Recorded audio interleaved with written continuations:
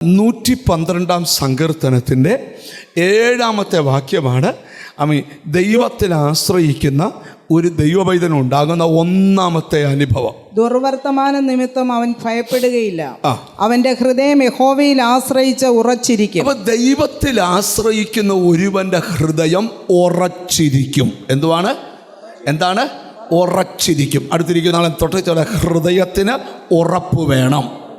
ഹൃദയത്തിന് എന്തോ വേണം? ഉറപ്പ് വേണം എന്ന് പറഞ്ഞാൽ മനസ്സിലായോ?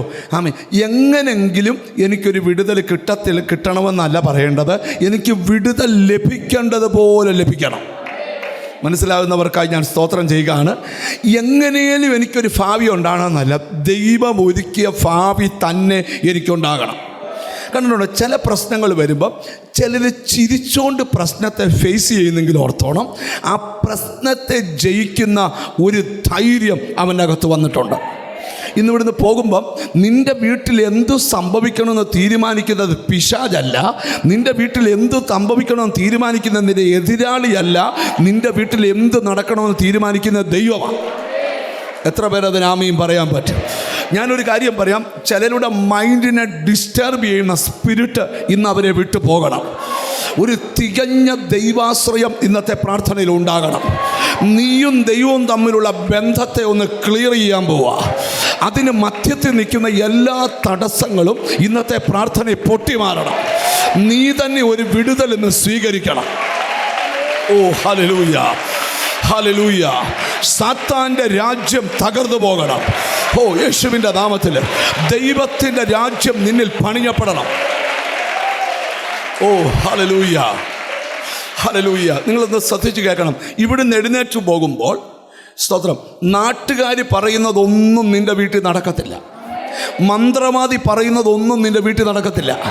നിൻ്റെ ശത്രു പറയുന്ന വാക്യം ബൈബിളിലുണ്ട്, നിന്നെ പിന്തുടരും, നിന്നെ പിടിക്കും, നിന്നെ വാളൂരും, നിന്നെ വെട്ടും. അത് സ്വപ്നമാണ്. എന്നാൽ നടക്കാൻ പോകുന്ന കാര്യം പറയാം.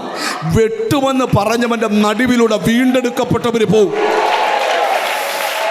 Hallelujah, hallelujah, hallelujah, hallelujah. നിന്റെ മനസ്സിൽ ആ ഉറപ്പ് വരട്ടെ.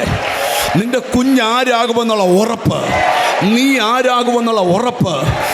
ജീസസ്, ഓ റബ്ബ ഹസ്സന വഹബ്തന, എനിക്കെന്തോ ദൈവം ബോധ്യം തരിക. ഇന്ന് ആ ഉറപ്പ് ഏറ്റെടുത്തിട്ടേ പോകാവൂ.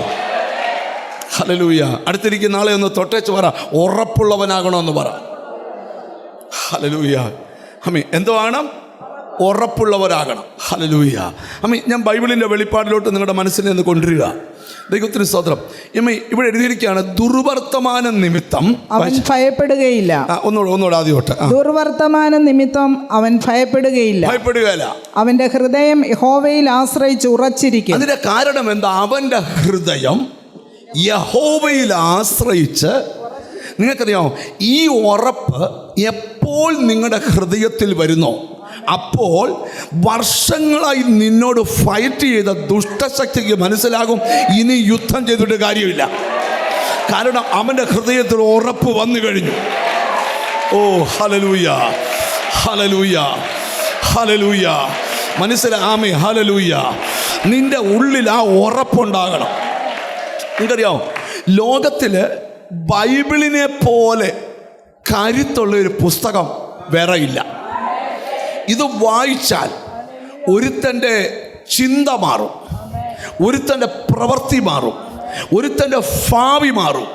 അവൻ്റെ ലൈഫിനെ അവൻ്റെ എല്ലാ അവസ്ഥയും ചേഞ്ച് ആകുന്നത് ഈ വചന.